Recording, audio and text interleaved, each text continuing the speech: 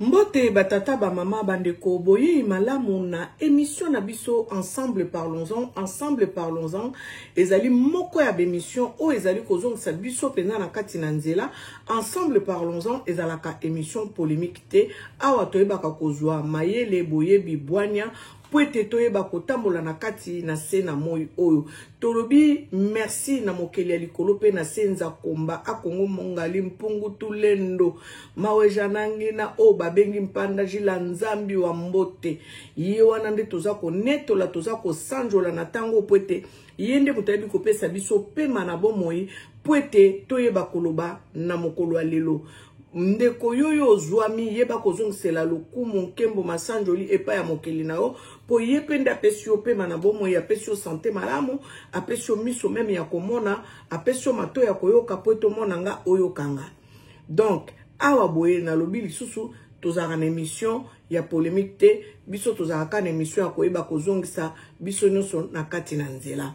Bandeko nalingi napesa mbote na bato balanda ngai Oyo baebaka ko soutenir nga de près ou de loin. Oyo baebaka ko partager ba émission na biso na bino pe bino nyonso bozali abonné na chaîne na biso Angèle Miezi officiel TV na émission ensemble parlons-en. En tout cas na pesi bino mbote pe na sengi bino merci pour être soki bino te ezali pasi pour être tokoka ko avancer.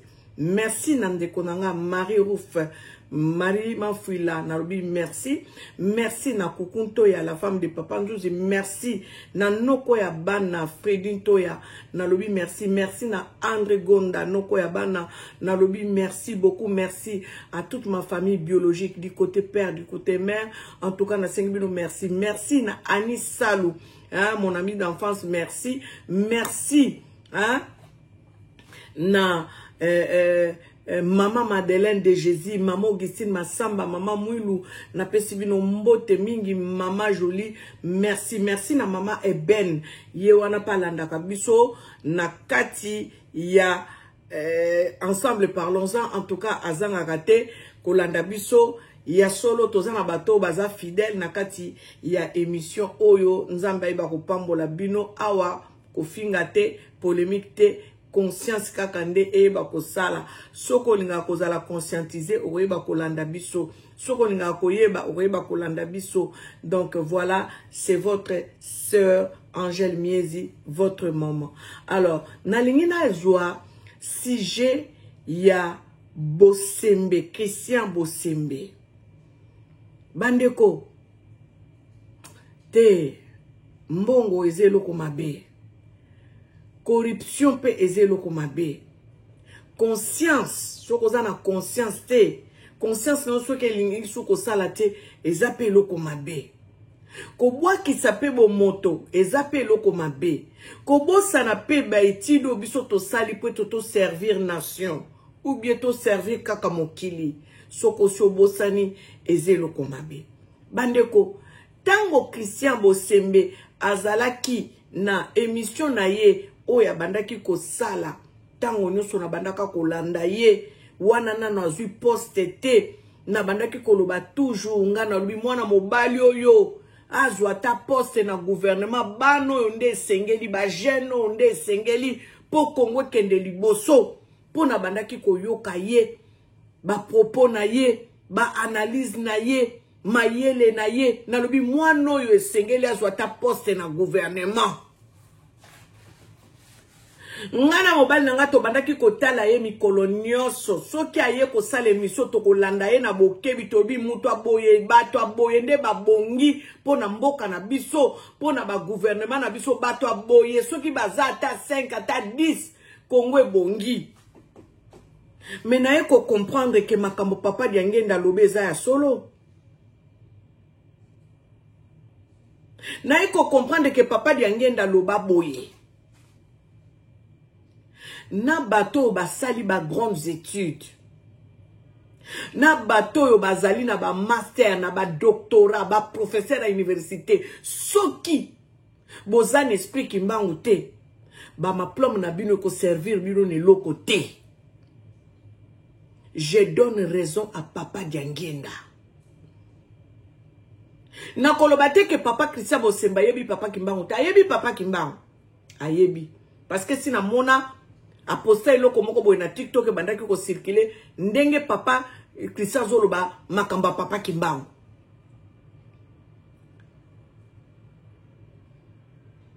Mais koyeba papa Kimbangu fozala n'esprit Kimbangu pona moto aza n'esprit Kimbangu a défendaka na nation.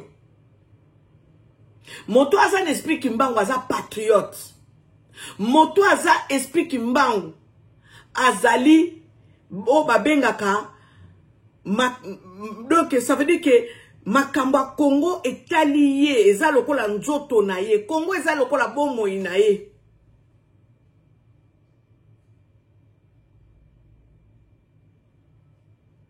Eza pasi na mawa soki bato bakoko kita na niveau C babosani betide basali bakomi ko servir ba intérêt moko personnel parce qu'alingi ko perdre poste na yete il faut aya aloba po sepelisa moto ayebaki ko pese poste wana.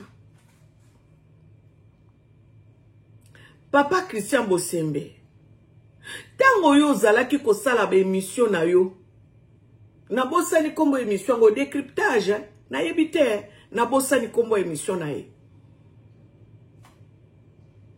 yo bandaki ko zongisaka Félix na nzela yo bandaki ko lobaka makambo nini esengeli ko sala pona Congo po ete Congo ekende liboso oui ou non oui yango biso to lingaka yo yango biso to bandaki ko sambela pote yo ozwa poste oyebi mususu nazongaka na Bible tango bato bako bondela Samuel azoko bondela pona Saul ayebaki kozala rejeté pa Nzambe mais Samuel lokola alingaki Saul mingi akomaki ko bondela mingi pona Saul o bato mabenga mbamusu babenga ke Saul ngana benga Saul Saul na lingala Nzamba pekisaki Samuel alobi kobondela kapona Samuel lisusu te na sina pona Saul te na sina rejeta ye. Ezaneti biso prière na biso ezalaki po bande kondenge to sambelaka ka pona biso moko te. To sambelaka kaka pona mamabota na biso te. To sambelaka pona moto nyonso to monike azali bénéfique pona nation pe pona ekolo. Si j'ai intercession na biso, intercession ezalaka ko bondela pona batu mususu. L'intercession c'est ça. L'intercession ce n'est pas prier pour soi. L'intercession c'est prier pour les autres. Alors biso ba mususu tant to bande komona Christian Bosembe to komaki ko sala ba prière. O ezalaka soko moni mutu parce que la prière c'est quoi? La prière c'est parler avec Dieu. Olobi Nzambe. Mwana mobali oyo bakozwa ya tata na gouvernement. Ceux qui ont joué à ta poste dans le gouvernement, makambo belé ko changer. Mais Christian Bosembe, monsieur Christian Bosembe, vous avez eu un poste. Mais na poste na yo place aux alliés, aux ana 2 poids 2 mesures. Ça veut dire que aux sala makambo oyo, ezo sepelisa nation te, mais ezo sepelisa batou. Batou ba check yo na poste wana. Ça veut dire que tu ne rends pas service à la nation. Mais tu rends service à un individu ou aux individus.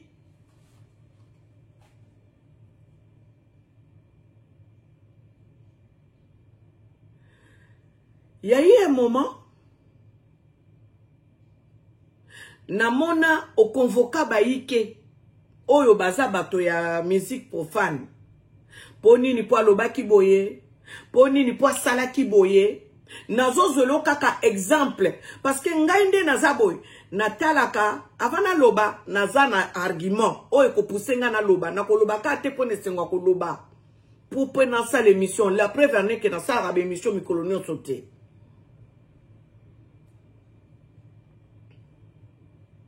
bandeko nazo tali sabino ba élément bongo nga na koya ko commenter.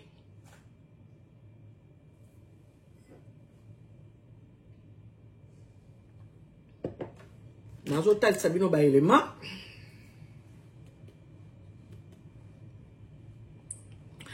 Papa Christian Bosembe eza na ndeko na biso musicien azalaki na Côte d'Ivoire asalaki émission ndeko na biso mwana na ngai mwana grande sœur na nga Feregola asalaka émission na Côte d'Ivoire balobi na ye a improvisé sur une musique. Alors Ferre a komaki ko improviser sur une musique.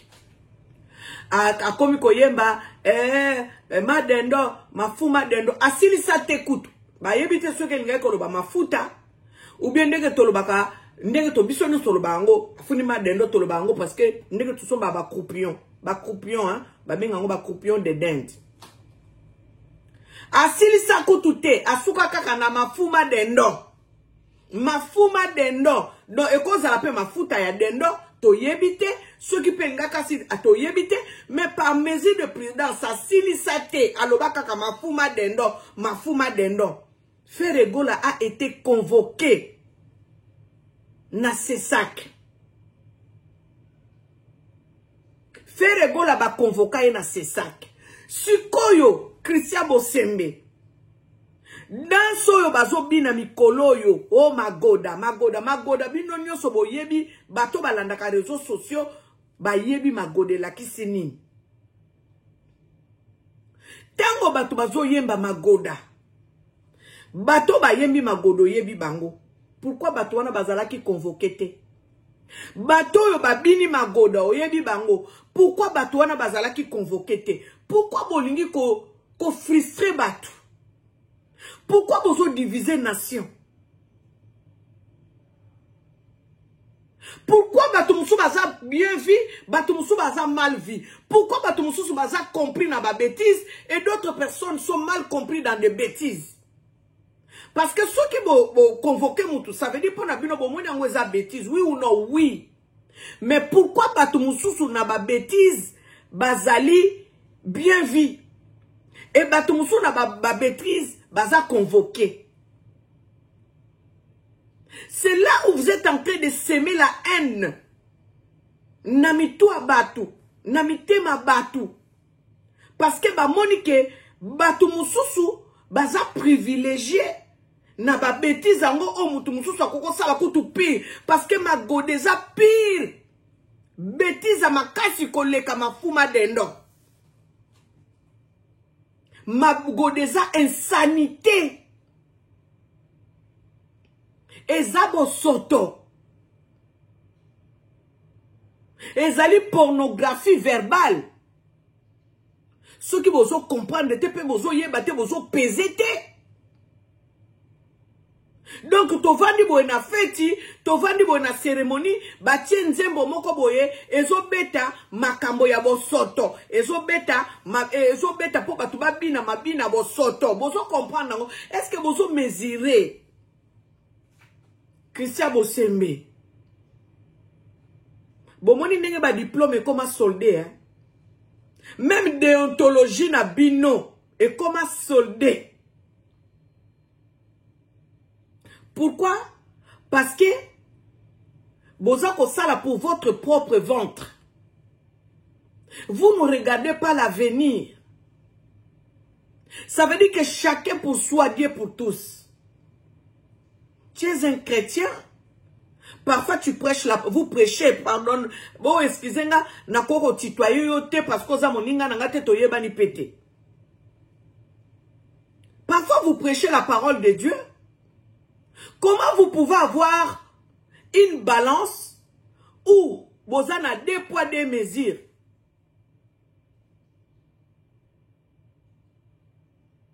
Comment Batumoussou ba komi ba intouchable na kati ya mboka Congo? C'est ça vraiment que je veux dire. Pourquoi d'autres personnes sont devenues des intouchables? La loi est faite pour tout le monde. Awa biso to vani na babikilio ya poto to mona nga bankambo abongo te. Oyo moni ke Batumoussou ba privilégié, Batumoussou ba non, awa ezali égalité, fraternité, ezali penza, égalité penza awa ezali. Yango moni ba kondia mboko yo, ba bomba kana imda, ba bomba makana sea ba manda na bango immunité ba longo la kango pe. Pona ni bo sala ba congolais boy. Pona ni bo so seme ba haine na mitema batu na mitema bana. Pona ni batu mususu faut ba se sentir mal aimé. Batu mususu faut ba za ba privilégié. Nyoso wana ka ba réseau papa. Ou bien tribalisme. Je ne sais pas. Je vais vous montrer quelques éléments et nous allons revenir pour commenter. Tozotala le loko yo, hein.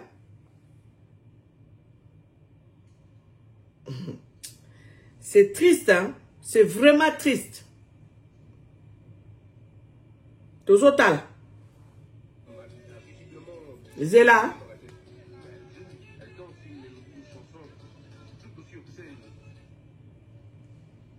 Cette dame se livre dans un scandale. Zéla. Visiblement dérangée dans la tête. Elle joue, elle danse une mélodie, une chanson tout aussi obscène qu'on l'appelle Magoda, quelque chose comme ça. Cette dame se livre dans un scandale extrêmement grave. Mais comment nous faisons pour mettre la main sur cette dame? Et nous la recherchons, nous n'arrivons même pas à mettre le nom sur son identité.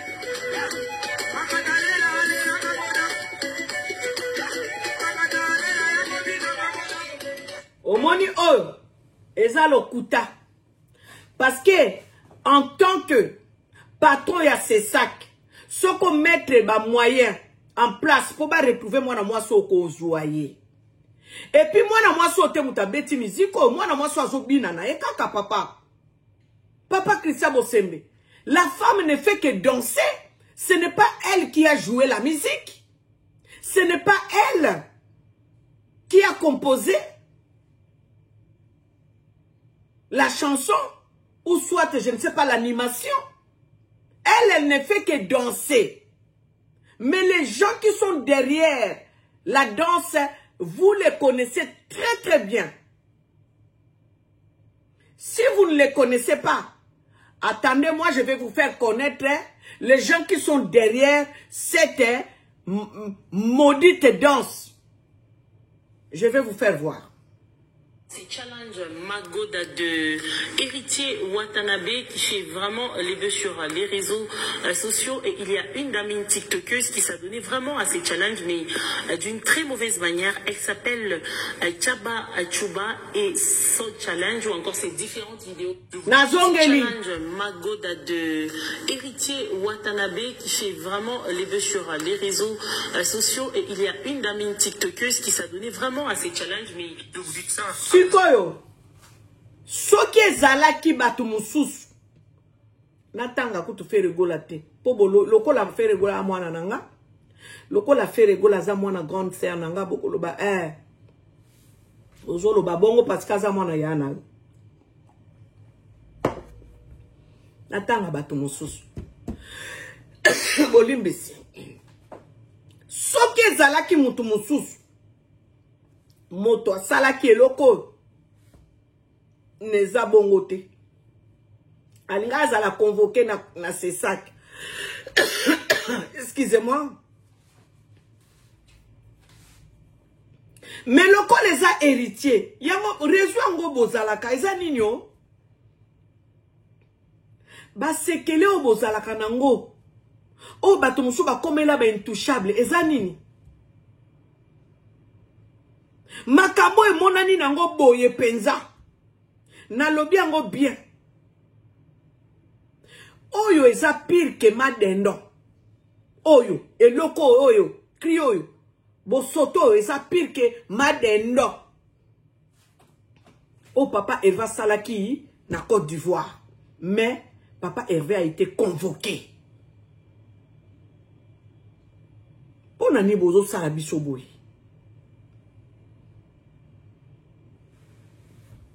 Ezaka mwana mwasi ote motalobi ke atangi kolo cri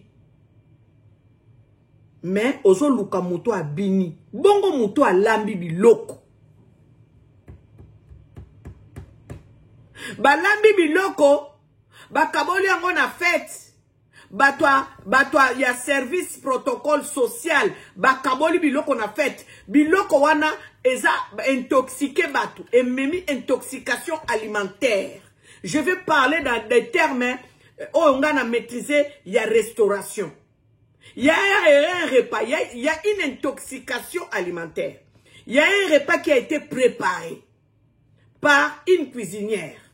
Maintenant, la personne qui a fait le service pour servir les repas, mon toit est intoxiqué, a eu problème, bah, mon toit servir n'a repas. Non, il faut aller chercher là où le repas était préparé.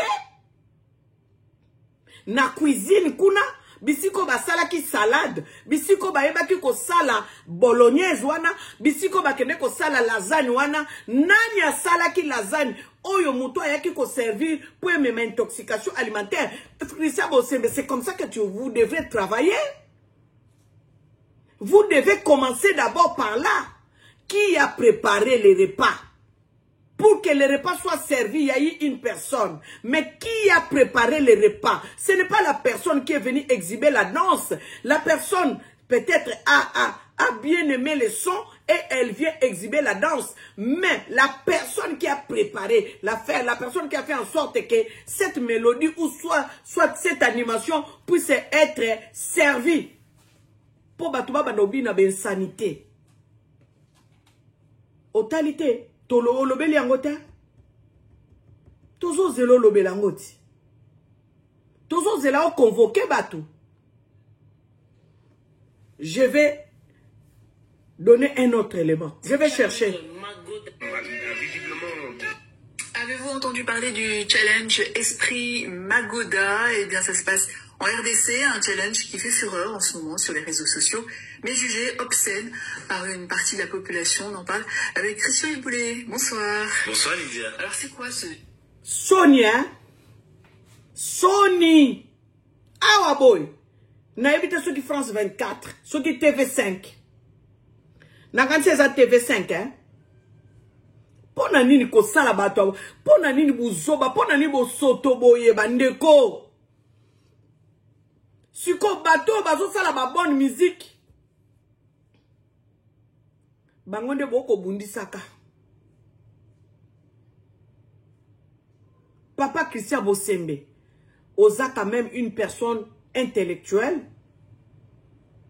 Essaye de mettre de l'ordre. Na côté musique, essaye de mettre de l'ordre. Alors, s'il faut mettre de l'ordre, le règlement doit être... En fait, pour tout le monde, le règlement doit être respecté.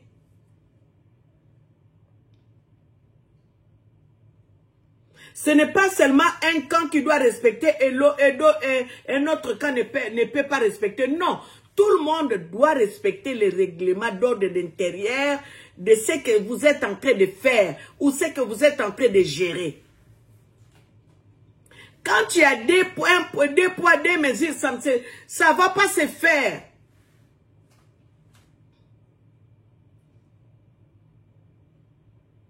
Et ça passe, hein? Et ça passe na makambo to mona na Congo.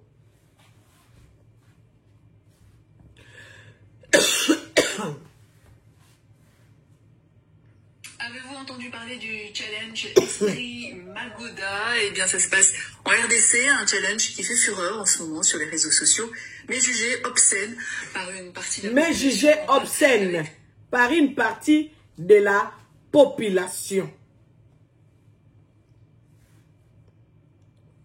Donc peut-être Zéla, deux poids deux mesures, Yoka, visiblement. Elle danse une mélodie, une chanson tout aussi obscène qu'on l'appelle Magoda, quelque chose comme ça. Cette dame se livre dans le scandale. Bomoni, Christian Bosembe Awa, bino bana bangala bolobaka, bino boyaka na hypocrisie. Christian Bosembe sa mongala ti. Vous parlez de la chanson, la chanson, c'est comme si oyebi origine nangote ou oyebi auteur nangote. Pour ndengo zawana oyebi sa jeune, oyebi auteur nango, oyebi bisika son wane outi. Mais Christian Bosembe fait comme si ayebi kutu son à la place bimélité. Ayebi, mais regarde l'hypocrisie. Azo sala neti ayebi place son wane outité. Et puis azo luka mwana mwasi yo. Est-ce qu'on peut luka mwana mwasi yo? Yo ko luka mwana mwasi yo te? Poso ko luka mwana mwasi yo. Oko luka bana basi nyonso bazo bina ngona ba bistro ou bien bazo sale lango challenge. Non, yo ko kende ko arrêter bateau yo ba sali que son ebima o sensirango po magoda biso nyonso na internet na réseaux sociaux na biso ba congolais to yebi magode la kisi nini bato ba kotaka réseaux sociaux ba yebi magoda et la kisi nini Christian Bosembe pende ko sana o yebi magode la kisi nini posa jeune oza mukolote nga kutu na daron mais na yebi et la kisi nini parce que na kotaka réseaux sociaux yo moko pende ngozano kota ka réseaux sociaux parce que otala ka bisika nini oko censurer na bisika nini oko censurer te noko na bisika nini oko convoquer les batu lokolo zo musala ko convoquer kaba ya ko convoquer batu ndenge zana oyebi mais ndenge ni ozo kokono bate ozo zanga même pouvoir ozo zanga même autorité ozo zanga même mayele ba diplôme na osali ya ki journalisme ozo zanga la ngona no mayele ya kolobake. Je suis au courant de ce qui est sorti comme son. Et la personne qui est en train de s'exhiber comme ça, sur le son d'un tel, je vais essayer de convoquer d'abord la personne qui a fait ce son. Et ensuite, je vais savoir qui est cette dame qui est en train de s'exhiber comme ça. C'est comme ça qu'il fallait parler. Mais regarde comment tu parles avec beaucoup d'hypocrisie. Comment vous parlez avec beaucoup d'hypocrisie? Excusez-moi, comment vous parlez avec beaucoup d'hypocrisie? Toke. Dérangé dans la tête. Elle danse une mélodie, une chanson tout aussi obscène, qu'on l'appelle Magoda, quelque chose comme ça. Cette dame se livre dans des scandales extrêmement graves. Mais comment nous faisons pour mettre la main sur cette dame? Eh, Christian Bosembe, quelle hypocrisie! À mettre le nom sur son identité. Ah! Botiko sala Congo boy, ko papa Christian Bosembe. Botiko sala Congo boy. Botiko sala Congo boy, c'est pas bien, c'est pas gentil. C'est pas vraiment gentil. Mawa, on comptait beaucoup sur toi, sur vous. On se disait s'il y avait 10 jeunes comme vous là, le Congo va respirer. Mais malheureusement, vous avez été achetés à cause d'argent, à cause de l'argent. Au beau sani ba bonne valeur na yo, au beau sani mission na yo pour la nation Congo. Au beau sani mission na pour la nation congolaise, papa Christian Bosembe, nazo kamawana pasi. Tant on a autant la vidéo, oyo, ozo sala neto yebite, ozo sala hypocrisie. Quelle honte! Moi, j'ai honte à votre place. Franchement. Botika o sala boy. Christian Bosembe sali ba dégâts mingi bando zu mandat na yo ya sesaki. O lésé bato belé, o frustré bato belé bando zu mandat no ya sesaki. Les choses que vous dénonciez quand vous aviez votre chaîne, quand vous faisiez vos émissions, les choses que vous dénonciez, au dénoncer quand les sous-souté, ça veut dire que ozo sala kutu pire que les choses que vous dénonciez avant. Yoka mususu, hein? Bozela na le kolabino émission ya Christian Losakwen. Bozela tala. Après ce communiqué, votre média est fermé. Et ça, on ne le demandera même plus. Il n'y aura pas d'invitation. Tout celui qui dira Goma est tombé. Il faut qu'on se rassure que sur son plateau, il y a le ministre de la Communication. Sur son plateau, il y a un général. Il y a un militaire. Hey. Là, c'est bon. Mais si lui-même, de son propre chef, après ses enquêtes, ses investigations, comme on le dit souvent, je suis journaliste, j'ai fait des investigations, si vous le faites, que ce soit la presse internationale ou la presse nationale, votre signal est fermé et coupé immédiatement. C'est sans relâche. Comme je vous ai dit tout à l'heure, les chaînes qui ont diffusé les discours de ces gens à Goma sont fermées. Dans le moment où je vous parle, ces fréquences ont été retirées. Bosembe. Tango yo zalaka na chaîne na yo.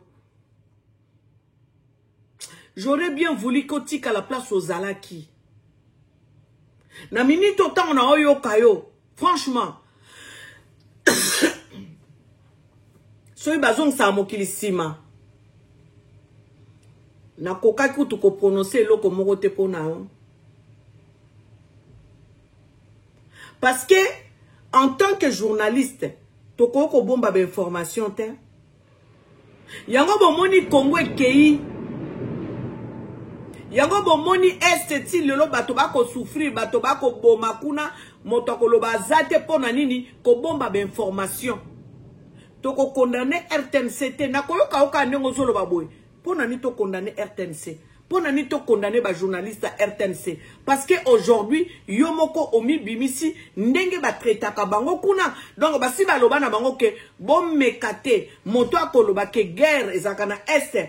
Nde akomona poste na ye pe mkolo yango pe sili ndenge bosala Jesse tango Jesse ayambi ya Antoine Kofi Olomide na plateau na ye bisika papa Antoine Kofi ayaki koloba ke babeta kabiso eza tozala na guerre te babeta kabiso nde ozwa Kofi Antoine o convoquer ye rapidement.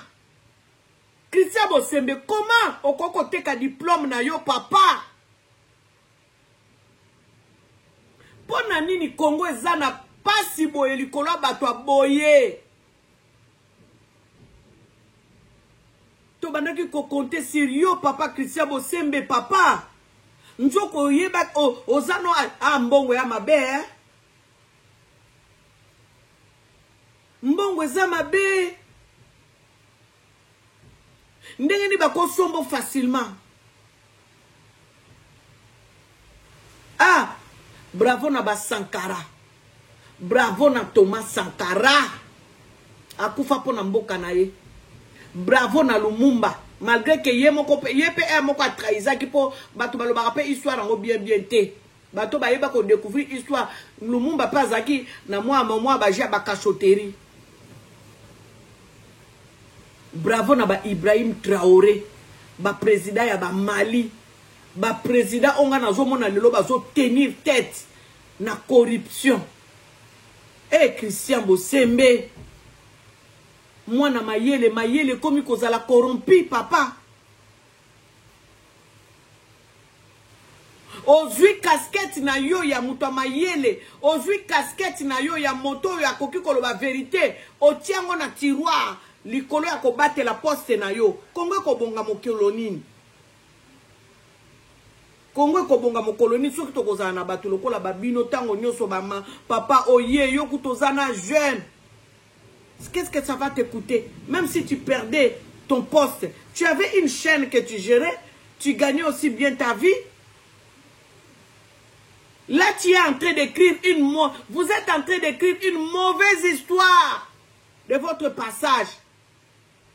Nous sommes en train de voir, hein? Nous sommes en train d'écrire dans les livres d'histoire. Parce que makambo tozomona na Congo, ezaka na Congo hein. Batu baloba te gome kwei, soki moto alobi ke gome kwei, toko kanga ye, tokangi chaîne na ye. Ah papa Christian Bosembe. C'est comme si obima ki na université, mbala moko tellement ozalaki brillant na université, ale bazio ba pesio poste okomi nango wana lelo. Ba pesio poste wana parce que bandaki ko sala pe be mission na ba télévision, be mission ya ba chaîne privée. Tellement que bandaki ko loba bien yango bazio ba somba yo. Nga na ebite mutu nina kwa koko ya ko corrompre nga. Même maman botanga corrompanga te. Parce que maman nga bana ko banga na mwana suke pa na biso. Maman nga bana ko ozana neti mwana suka te. Oya kate. Chaque fois où bana musuka ne bazaka bakanga na ba maman na bango yo ya kate. Je faisais tout. Na dépendre na mutute na kola bongo. Na dépendant na mutute, na dépendant na yaya te, na dépendant na maman na nga te. Vous les onoka, ceux qui voient qui m'a kelele, na tourné émission vous les onoka. Donc na okata parce que Makele la mvula peut-être ko déranger bino temps pour recevoir émission. Ba Congolais, to tika kote kamboka. Kote kamboka ezaka kate okende o oteki eteni ya mabele non. Oyo Christian Bosemba so sala azoteka pe mboka. Azoteka mboka. Parce que azo sala musala na ndenge yango esengeli te. Azo sala musala na ndenge yango esengeli te. Soki batu musu basali bêtise ba convoquer bango. Mais bêtise monani nango yango yo penza. Eza nango clair, eza net. Eza te que o ba koseli mutu makamu. Eza nango boye penza. Preuve à l'appui. Batu pe basali concert ba bini pe danse ngo. Siko batu wana bobengi si bango te bo convoquer bango te ponani. Bo luka kaka oyo a s'exhiber na balabala. Déjà Nzembo déjà ça que tu danses Nzembo déjà ça déjà au départ déjà ça ma beza bo soto et ça ben insanité. Ce n'est pas seulement la danse qui est vulgaire, mais la chanson déjà en elle-même, les paroles qui sortent de la chanson, et ça déjà ben insanité. Quand tu as les réseaux sociaux bien on comprendre parce que on dirait comme si tu venais vous venez de découvrir, on dirait qu'on découvrir Magodeza Nine. Quelle hypocrisie. Alors, le baka toujours, bakongo ba hypocrite. Oh papa, on a monnaie, ça pire que ba hypocrisie. Botika ba j'ai, hein. Et on a linga kutu te ba makamwana ko ba bakongo ba hypocrite. Tout le monde est devenu hypocrite. Tout le monde. Tout le monde. Ba fait yango, ozoko jija ngote, ozoko lobela ngote, osala semblant neti. Et loko zo mona nanango. Na Christian Bosembe. Sala malamu. Eza Congo, eza nation, eza héritage à banana yo. Même si on perd de poste, on perd de poste, on a le lobby Congo, on télé, mais on bonga, soit moussala bien. Batu barotika la na souvenir bien. Bakolba, ah, papa Christian Moussala na yenda bongi place parce que asala ka moussala n'est bien. Mozo sala moussala na esprit corrompu. Ce n'est pas bon. Nangana lobele loko bandeko. Parce que faut vivre dans Congo, faut vivre dans la vérité, faut vivre dans la justice. Exactement que batumusu bazala ben pini, batumusu bazaka pini, batumusu bazala sanctionné, batumusu bakoma ben intouchable. Nakati ndaku soki bomoni déjà mwana bakoma lo baza intouchable, mabezali. Mwana koki kokoma intouchable nakati ndaku te. Même na kati ba mangomba ndenge sotozo tambola boy na mangomba na biso moto comme intouchable wana esilit. Esili azu place ya Nzambe. Bandeko eloko nangana lobela yango ba politicien Congo bokumba Congo dans la justice. Bokumba Congo na injustice te. Bokumba Congo na ndenge ya égalité. Bokumba Congo selon ba tribité. Bokumba Congo na tribalisme te. Bokumba Congo na ba préférence te. La loi reste la loi. Et la loi est pour tout le monde. La loi est faite pour tout le monde. Ce n'est pas Batumusu Bazala hors la loi. Batumusu Bazala sous la loi. Non. Nous tous, nous devons être sous la loi. Nenge bato bakimbangi se balobaka bolingo mibeko misala. Ça veut dire que faut que tout ça mibeko.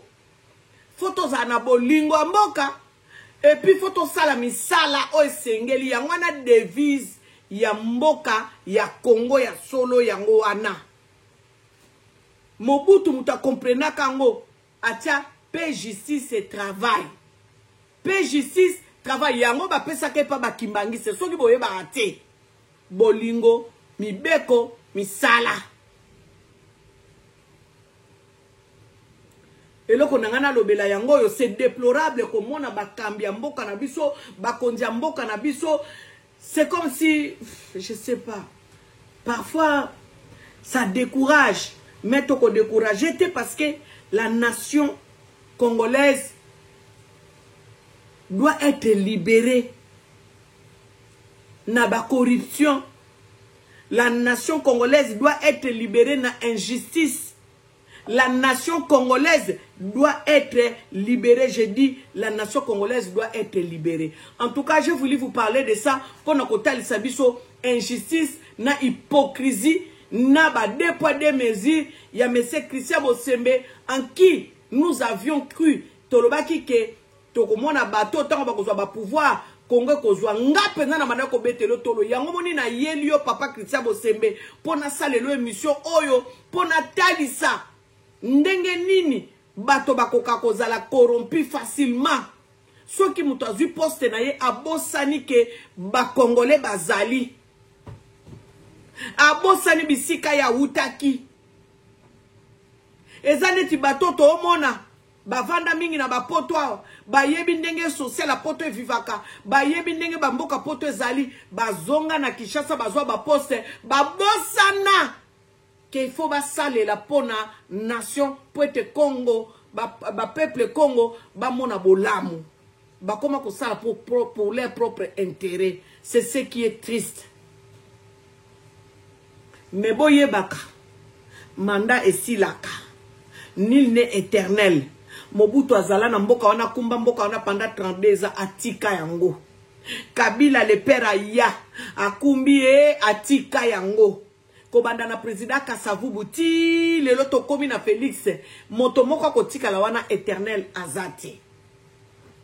Boyebaka mboka wana ezalaka mboka bilaka. Mboka wana eza mboka elaka. Ba o ba kosala mosala na bango malamu dans la justice ba komona gloire. Mais oyo ba kosala mosala na bango ndenge to monela ndenge makambo yo kendele na kati ya mboka Congo. Yaya. Tozaliao qui vivra verra. En tout cas, c'était votre sœur Angèle Miezi dans cette émission Ensemble parlons-en. Que l'Éternel et Dieu Tout-Puissant puisse vous bénir. Avant de quitter cette émission, cliquez, likez sur la flèche de notification, abonnez-vous et cliquez sur la cloche de notification, comme ça vous aurez nos émissions en temps et en heure. Comme je ne fais pas les émissions tous les jours, vous n'allez pas perdre le fil de cette chaîne Angèle Miezi officielle TV, l'émission Ensemble parlons-en. Que l'Éternel et Dieu Tout-Puissant puisse vous bénir abondamment.